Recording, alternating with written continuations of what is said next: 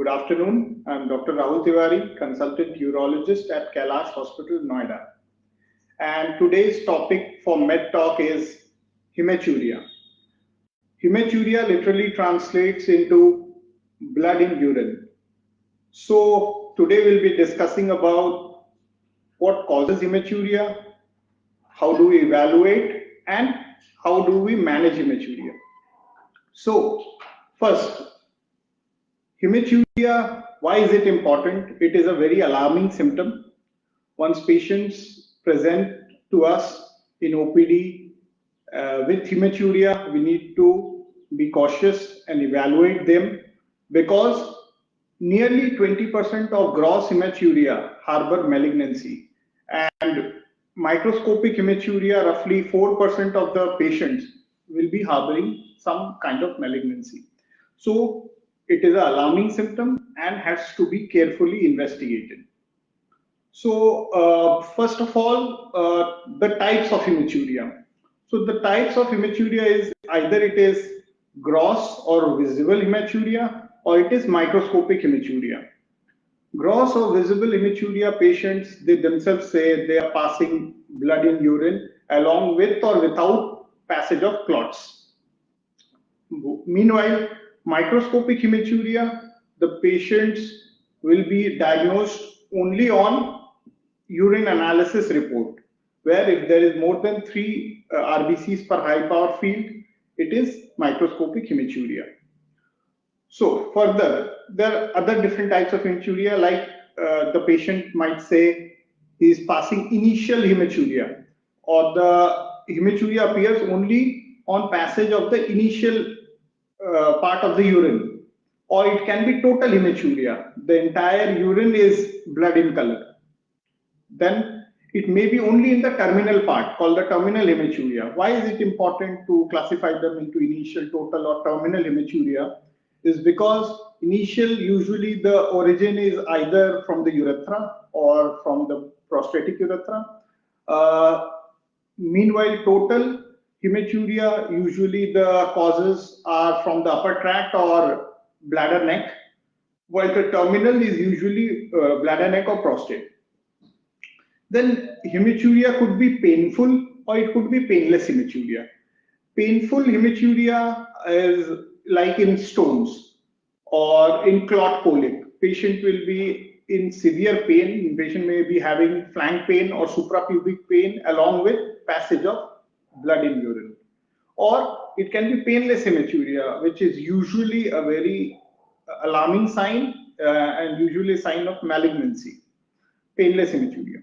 Hematuria could be sometimes be confused with pseudohematuria. Pseudohematuria is exactly one of the differential diagnoses of hematuria, like patient who have severe dehydration, patients who have ingested beetroot or some drugs like phenazopyridine, their urine will also appear discolored. Patient on ATT taking rifampicin, their urine will be discolored, which might sometimes be confused with hematuria or blood in urine. So these are usual causes of pseudohematuria. Sometimes in female patients who are having their menses, if they get tested during the period of menstruation, the urine analysis report will suggest that they are having blood in urine, which is actually a type of pseudohematuria. Similarly, now going about the causes of hematuria. So first of all, we have to see who are the patients who have the risk factors for hematuria, like patients who are more than 60 years of age, who are cigarette smokers, or patients whose occupation, they work as an industrial worker in aniline factories or arsenic factories.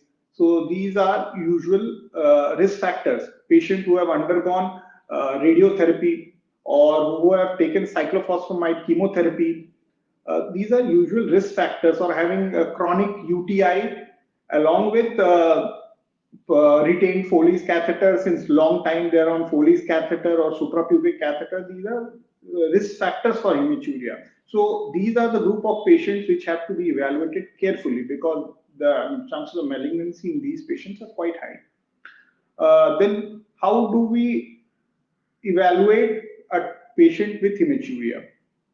Evaluation usually starts with history taking. So the history, whether the patient, how the duration since he's passing blood, whether it is painful, painless, whether it is on the initial part or the terminal part or the entire urine is blood in color. Along with that, other symptoms, whether the patient also has frequency or urgency or is having urgency incontinence.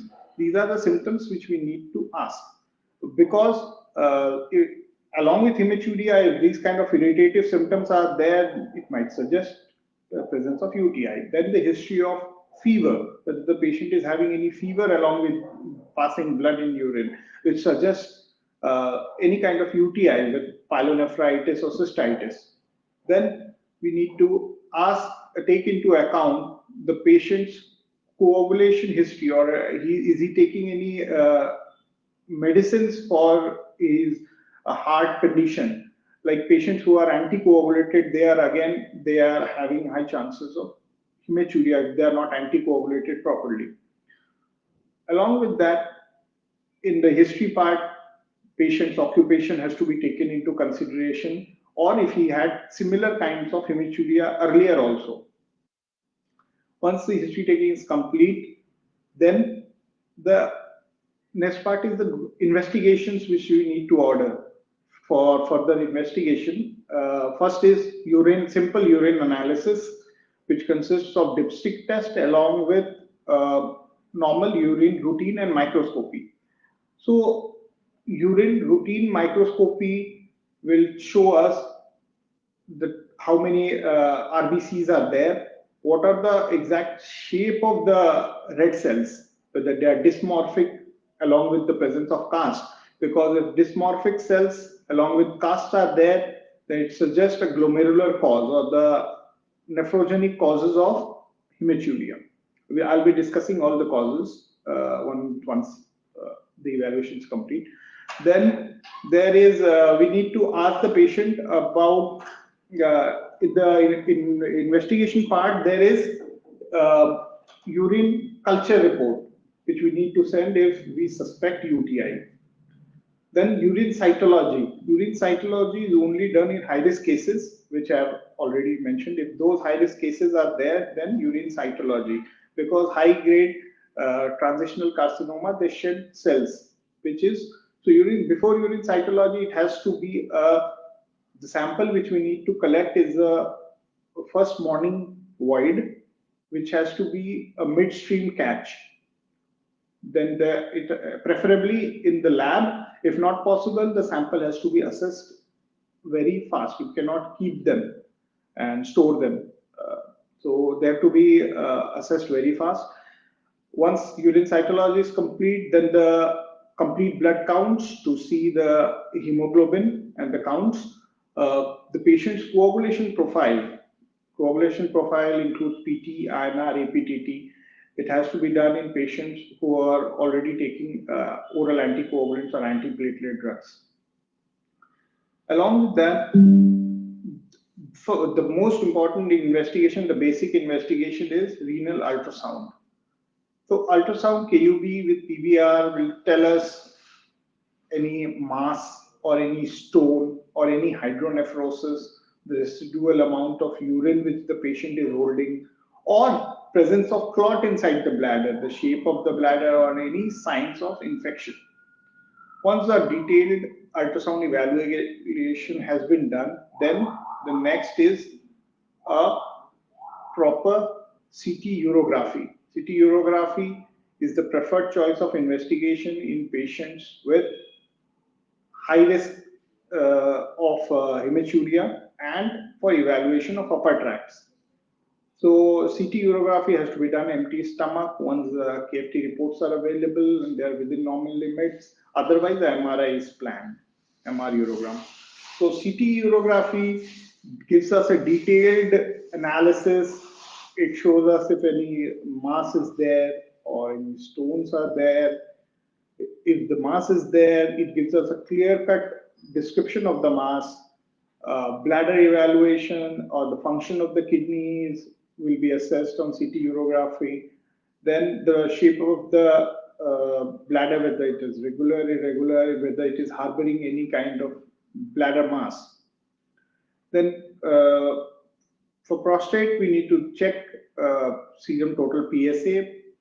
Benign prostatic hyperplasia is again a very common cause of hematuria in patients more than 60 years of age. The patients will, along with hematuria, they will be having symptoms of frequency, nocturia, urgency, rapidly going to the loose, increased frequency of micturition or retention of urine. Once we have done the evaluation, next is what are the usual causes of hematuria? The causes could be they can be differentiated into two types: glomerular causes of hematuria and non-glomerular causes of hematuria. Among the glomerular causes or the nephrogenic causes of hematuria, we have IgA or IgA disease or the Berger disease, post-streptococcal glomerulonephritis, Alport syndrome, Goodpasture syndrome. These are some common causes of hematuria. So in the history taking, we have to ask the patient history of rash, history of passage, any ear disease or sore throat 2 to 3 weeks back before the hematuria episode, because these gives us clue as to what could be the cause for the blood in urine. Along with it, next is the most common which we as a urologist deal are the non-glomerular causes. Among the non-glomerular causes, if the patient is young, the most common cause in India is definitely stones. Kidney stones or ureteric stones, bladder stones, all can cause hematuria. These will be painful kind of hematuria with or without clots. The passage, sometimes the patient themselves say they pass vermiform type of clots, so which gives us an indication that the blood is coming from the upper tracts, or cuboid or discoid shape of clots, which are usually originating from the bladder or urethra.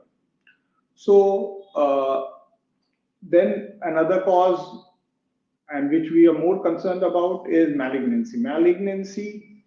Bladder malignancies are the most common causes in patients who are having high risk for hematuria, like more than 60 years of age or cigarette smokers. In the bladder malignancy, apart from bladder malignancy, it is either renal cell carcinoma or RCC, which are again very common causes. Some benign causes like angiomyolipoma, they may also bleed, especially in females in postpartum or during pregnancy. So along with that, next causes are benign prostatic hyperplasia, again a very common cause, or enlargement of prostate. Prostate malignancy per se causes hematuria only in 10% of cases, and others are all urethral origin urethritis or infections like pyelonephritis, cystitis. They may also have hematuria. Once we have ascertained the causes of hematuria, next is how do we manage a patient with hematuria? First and foremost, assess the hemodynamic stability of the patient, whether the patient is stable or not.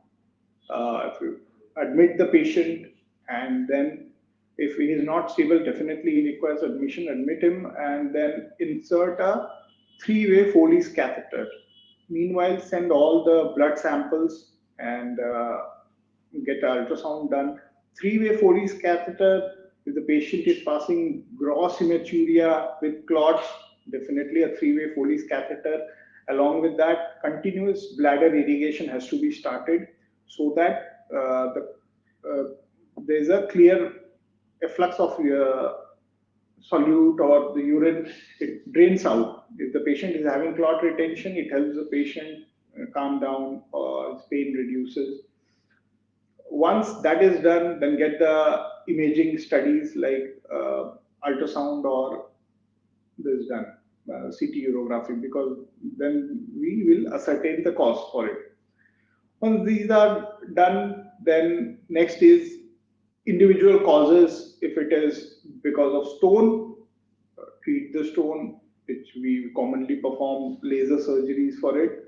Or if mass is there, usually a bladder mass, then always after admission we need to, if the bladder mass is limited or it appears inside the bladder only, then has a TURBT has to be done, and the biopsy has to be sent to see whether it is what grade of bladder mass is there, what is the staging of it, and then further management depends upon the grade and stage. If it can be removed, it has to be removed initially only, and then depending upon the grade and the staging of the mass, further treatment has to be done.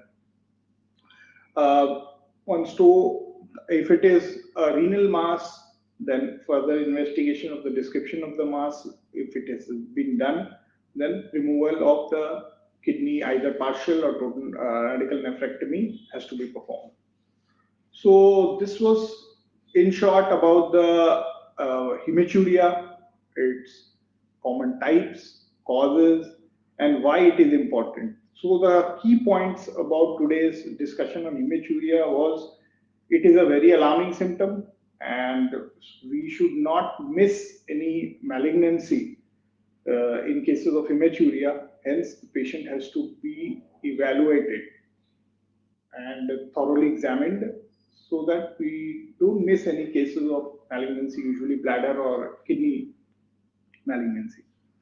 Next, few patients like who are on oral anticoagulants. We'll discuss about patients on oral anticoagulants. If they are having hematuria, usually the GP will tell that it is because of the anticoagulants that the hematuria is happening.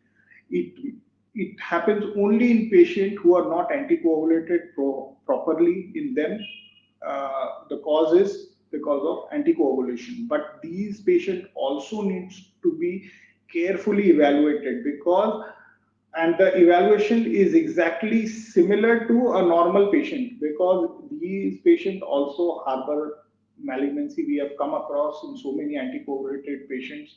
A small benign prostatic hyperplasia is there or a CA prostate is there, and after starting anticoagulants, they start bleeding. So these are the patients which we have to be careful about them. I think next up is we'll take few questions which our viewers have asked on blood in urine.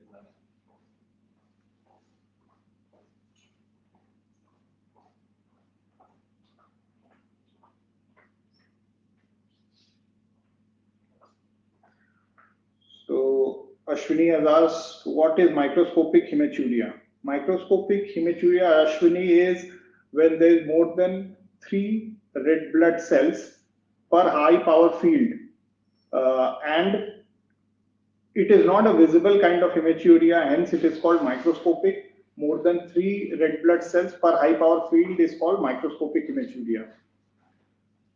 Next question, how long can hematuria last? That depends upon the cause of hematuria, Sneha. It can be long lasting if we don't treat the cause, it will persist, or sometimes it is intermittent, it will come and go. We have to find the cause for hematuria. Can stress cause blood in urine? Ashish has asked, can stress cause blood in urine? Stress as in severe exercise. It is called exercise-induced hematuria. It is a type of pseudo-hematuria, Ashish, which can sometimes mimic hematuria, but it is not exactly hematuria. Devendra, why am I peeing blood but no pain? So Devendra, this is a typical painless hematuria. You will be peeing blood, but no pain will be there, usually seen in malignancies or BPH. How is hematuria defined? Hematuria is defined as passage of blood in urine or more than 3 red blood cells per high power field in microscopy. Can blood in urine also indicate kidney stone? Yes, Sandy. The most common cause of hematuria which we see in usual practice every day is kidney stones only. Usually ureteric stone or a bladder stone, they can also present with hematuria. More questions here. So thank you everyone. Take care.